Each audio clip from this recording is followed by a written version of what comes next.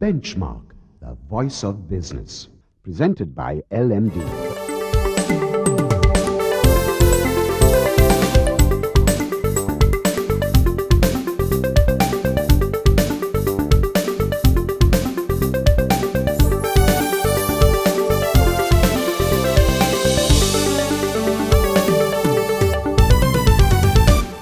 On this week's edition of Benchmark, in our first installment, we take a look at how biz sentiment is faring with the LMD Nielsen Business Confidence Index. Then in our feature segment, we turn the spotlight on Suren Rajakaria, partner KPMG Ford Rhodes Thornton and Company, to survey the issues of the day for the corporate sector. And we wrap up this edition by taking a closer look at where biz confidence may head next with Shaheen Khadar, Managing Director, the Nielsen Company Lanka. That's the lineup for Benchmark this week. Hello and welcome to Benchmark. I'm Savitri Rodrigo. We start our show this week with a look at the LMD Nielsen Business Confidence Index, which indicates that the men and women who run our corporate houses are confident about Sri Lanka's post-war prospects.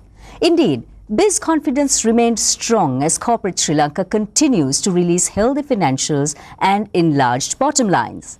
The nation's leading mobile phone operator Dialog Axiata announced a near 65% hike in net profit in 2011's first quarter compared to the corresponding 3 months of last year. Just over a year ago, Dialog declared a tax-paid loss in excess of 12 billion rupees for its financial year ended 31st December 2009. This, in effect, is a reflection of the turnaround that has not only propelled biz confidence to a near all-time high, but also played a part in the buoyancy that the Colombo bourse has enjoyed for many months on the trot. So it's not surprising to learn that the LMD Nielsen Business Confidence Index continues to stay at the heights which it has scaled in the aftermath of the war. In May, the BCI registered 168, a mere 2 basis points slip from its April score, 11 notches above the average in the last 12 months and more than 50 points higher than the index's all-time average of 125. The Nielsen Company Lanka's Managing Director Shaheen Khadar points out that the index is more or less where it was 2 years ago when the war ended, and it's food for thought as to why business confidence is not growing. And we have more views from Shaheen Khadar later on in the show. In the meantime, on the FDI front, there is hope, it seems, despite the dismal offshore investment flows to date. A massive 87% of those surveyed by the Nielsen Company maintain that the investment climate in this country is fair or better.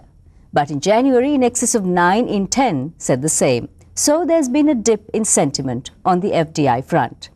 Meanwhile, one respondent complains that it is difficult to cope with existing high inflation and interest rates, noting in particular that the cost of materials is increasing. Another participant points to share market volatility and an investment climate that is quite bad at the moment. And he notes that even though there are government initiatives in progress, these efforts are not bringing foreign inflows into our country. In contrast, the Nielsen Company's BCI report also quotes a business person who says that political stability is improving dramatically, which is a positive sign for making investment decisions for the future. We hedged our bets last month. The index could either surpass its all-time high or come tumbling down, we concluded, for many reasons, and still failed. Or could it be that the biz community is hedging its bets, gliding somewhat safely in wait-and-see mode? There is little doubt that confidence is still on a high. The May index is only 10 points behind its all-time record back in December 2002, and there is no reason to believe that mindsets will change dramatically in the near term. It's time now for a quick break for some messages from our sponsors. When we come back, we talk to Suren Rajakaria, partner, KPMG Ford Rhodes Thornton and Company, about the cost of corruption and tax evasion, which continue to tower over the nation's achievements. Stay with us.